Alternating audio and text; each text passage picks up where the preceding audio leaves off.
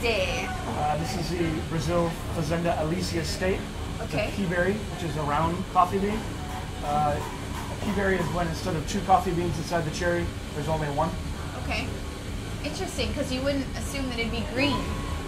Yeah, all coffee starts out green. Does it? It's a bit of a fruit. I didn't know. Cheers. Cheers. So is there like a certain aroma I'm supposed to taste here? Well, the aroma for this coffee is very chocolatey. A lot of chocolate, a lot of caramel, a little bit of yellow fruit. It's a very sweet coffee. Has a lot of upfront sweetness. We choose this coffee in a lot of scenarios where we're going to have all kinds of different palates involved, so it's a very wide appeal. Okay. We've got coffees that have very unique profiles, like jasmine flowers or like papaya or mango or whatever. But this coffee is a little bit more straight in terms of like chocolate, caramel, a little bit of light sparkling acidity. It's very good for like a restaurant scenario where you don't know who's coming in. Right. And I agree, because I usually put a little sugar in my coffee and I don't really need it. Yeah. Joel, have you ever been to La Carreta and had a cafecito? Yes. You have? What are your thoughts about that? I think that what I like about it is the culture is magnificent. Okay. That's one of the things that drew us into Miami. It's a different style of coffee for us. We work directly with producers. As you can see, like if you look at these coffee beans, they're very uniform. They're very similar in color, size, and shape. This is very expensive raw material to start with, and this is the heart of our business. So like that pile of green beans over there in burlap, right. That's my world. And I'm kind of the back of the house. I'm the green coffee buyer. So at the end of the day, it's a lot like the wine industry, a lot like other industries, but we're in a pretty elevated niche when it comes to that quality. So I don't use sugar in my coffee. I don't really even use milk in my coffee because I really want to taste what's going on. And I'm tasting the harvest. I'm tasting the terroir, like they say in wine. If I'm traveling and I have a coffee that's a little harsh, usually that's because there's some sort of a defect in quality. Maybe underripe or maybe like over-fermented a little bit. Over-fermented coffee can taste a little bit like a strange fruit. Underripe can taste like a green pepper or like metallic, because really a green pepper wants to be a red pepper. Right. And when you eat it as a green pepper, it has that metallic kind of a zingy taste.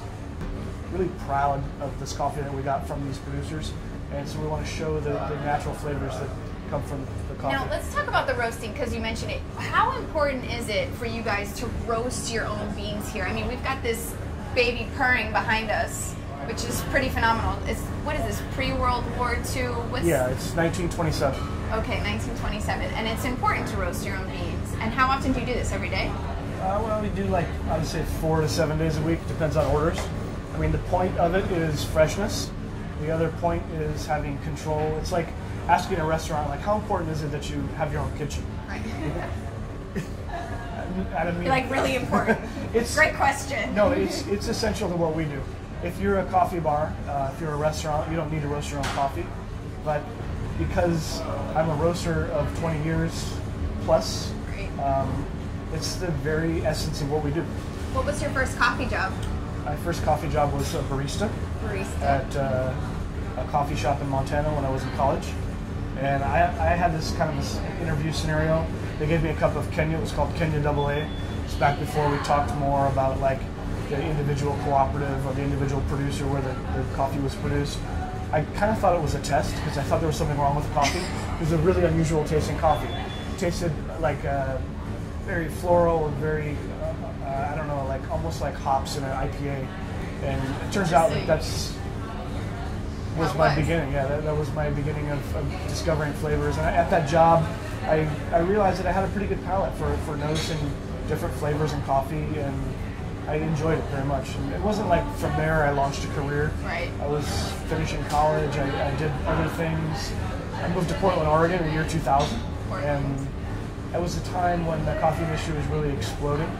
And I was in a position at a company that was really moving fast, and I started traveling a lot of coffee farms.